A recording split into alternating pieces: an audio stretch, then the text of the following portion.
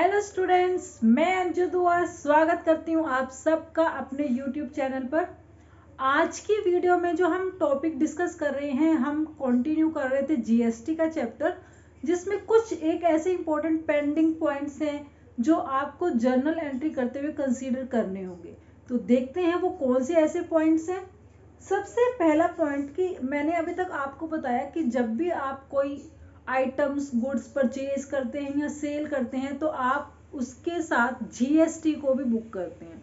जितनी वैल्यू की आपने परचेज की प्लस में टैक्स ऐड करके आप टोटल पेमेंट करते हैं। सेम एज इट इज जब आप सेल करते हैं तो जितनी भी वैल्यू थी गुड्स की सेल जिस पर आपने सेल किया प्लस में जीएसटी, वो वैल्यू आप चार्ज कर लेते हैं कस्टमर से। But same as it is जब कुछ आप एक्सपेंसेस बुक करते हैं और उन एक्सपेंसेस पर जीएसटी भी पे कर रहे हैं तो आपको एक्सपेंसेस के टाइम पर जीएसटी भी बुक करना होगा। जैसे हम एग्जांपल ले लेते हैं कि टेलीफोन एक्सपेंसेस, अब टेलीफोन एक्सपेंसेस भी आपको पेमेंट करनी होती है तो आपने एक्सपेंस बुक किया जितने का भी है। अगर 1000 रुपीज के टेलीफोन एक्सपेंसेस है एंड इस पर आप अगर 18% या जितना भी आपको मेंशन है आप जीएसटी जो भी पे कर रहे हैं तो आप साथ में क्या करेंगे, input GST account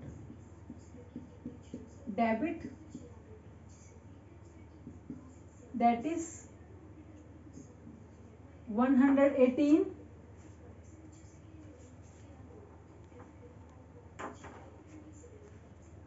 that is 180 to cash. तो टोटल आप जो भी पेमेंट करेंगे इंक्लूडिंग टैक्स अमाउंट पे करेंगे that is 1180 rupees. Same as it is जब आप कोई इनकम बुक कर रहे हैं उस पर आप जीएसटी रिसीव कर रहे हैं तो उस पर भी आपको जीएसटी रिकॉर्ड करना होगा। जैसे आपने अगर कहीं से कमीशन रिसीव किया तो आप करते हैं cash account debit to commission. अब कमीशन आपके लिए इनकम है, कमीशन रिसीव वही ले लेती हूँ मैं सेम। आपने अब टोटल कैश 1000 नहीं, टोटल जो आप कैश रिसीव करेंगे that is including GST amount. जैसे 100 रुपीज का कमीशन था और 18% है तो आपका हो गया 118 कमीशन का amount 100 and to output GST 18 rupees. तो फर्स्ट पॉइंट तो ये था कि सेम जैसे आप प्रोसीजर करते हैं at the time of purchase and sale वैसे ही एक्सपेंसेस एंड इनकम को बुक करते हुए आपको जीएसटी रिकॉर्ड करना होता है।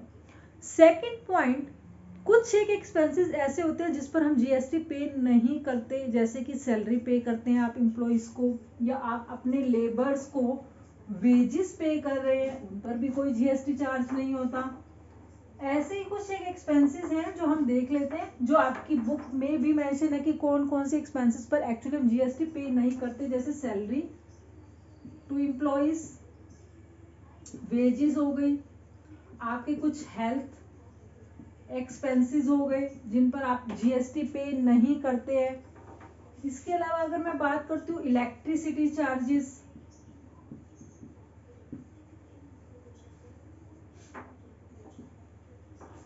तो इस टाइप से कुछ एक एक्सपेंसेस हैं। एजुकेशन का हो गया, इंटरेस्ट हो गया, तो इन पर हम जीएसटी पे नहीं करते। आप अपनी बुक में से भी कुछ एक्सपेंसेस ऐसे नोट कर सकते हैं जिन पर हम जीएसटी पे नहीं करते। अब थर्ड पॉइंट अगर मैं ऐसे कंसीडर करती हूं कि हम जब एक एंट्री करते हैं, आपने कोई गुड्स परचेज की, अब आपने परचेज करते हुए उसको जीएसटी के साथ बुक किया। इन केस अगर वो परचेज रिटर्न है आपकी तो आप जीएसटी को भी रिवर्स करेंगे, क्योंकि जो गुड्स आपने परचेज की थी उस टाइम पर आपने उनका जीएसटी बुक किया, आपने उसके साथ उसकी पेमेंट की। लेकिन अब वो गुड्स अगर आपकी रिटर्न आ गई हैं, आपने रिटर्न की हैं, तो आपको जीएसटी भी रिवर्स करना होगा। हम एंट्री करते हैं at the time of purchase that is purchase account debit. अगर आपका इंट्रा स्टेट है जिसमें आप सेंट्रल का और स्टेट का दोनों का जीएसटी लेते हैं, तो आप करते हैं input CGST account debit, input SGST account debit to cash या पार्टी का नेम जो भी है आपने वहां पर बुक कर दिया परचेज। अब अगर इनमें से कुछ एक परचेज आपकी रिटर्न हो गई है, अगर आपने 1000 रुपीज का परचेज किया,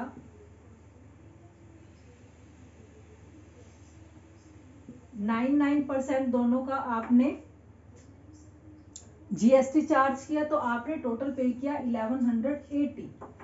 अब अगर इसमें से 100 रुपीज का कोई परचेज रिटर्न आया आपके पास, तो हम क्या एंट्री करते हैं, that is cash account debit to purchase return.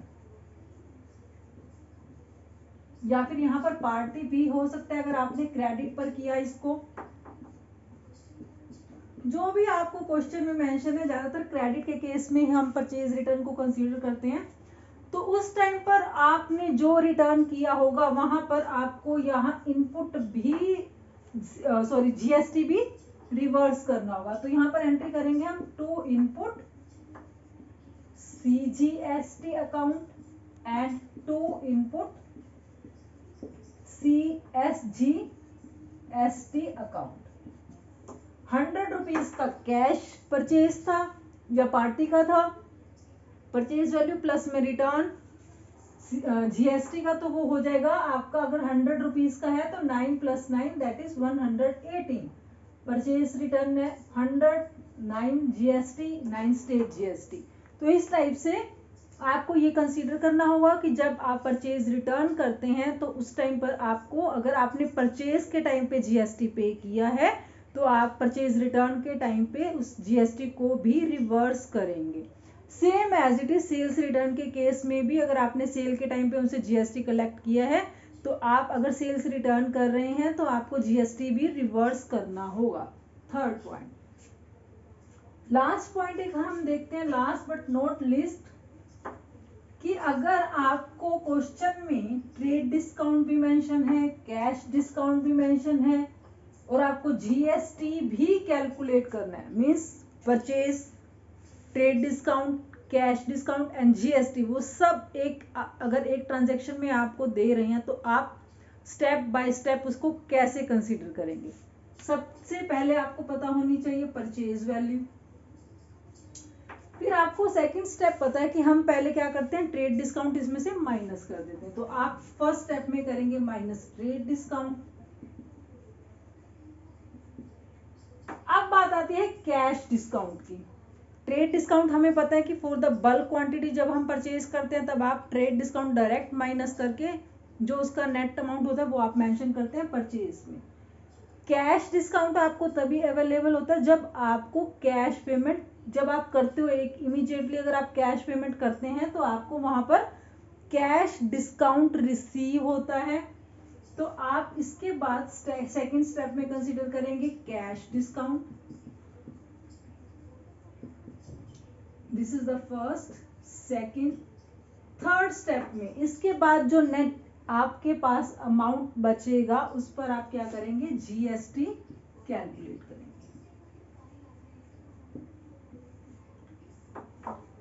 तो अगर आपके पास 10,000 रुपीज का परचेज है जिसमें आपको 10% ट्रेड डिस्काउंट था, तो आपका यहां पर 9,000 का नेट परचेज होगा।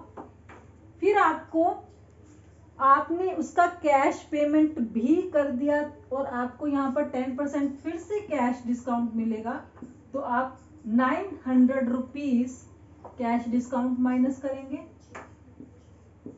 80, 100। अब इस अमाउंट पर आप क्या करेंगे, जीएसटी की कैलकुलेशन करेंगे। तो जब भी आप अपनी बुक्स में एंट्री को रिकॉर्ड करेंगे तो कैलकुलेशन आपको ऐसे ही करनी होगी, step by step. First of all आपको ट्रेड डिस्काउंट माइनस करना होगा, उसके बाद कैश डिस्काउंट, फिर जो अमाउंट आपके पास बचेगा उस पर आपको जीएसटी कैलकुलेट करना है।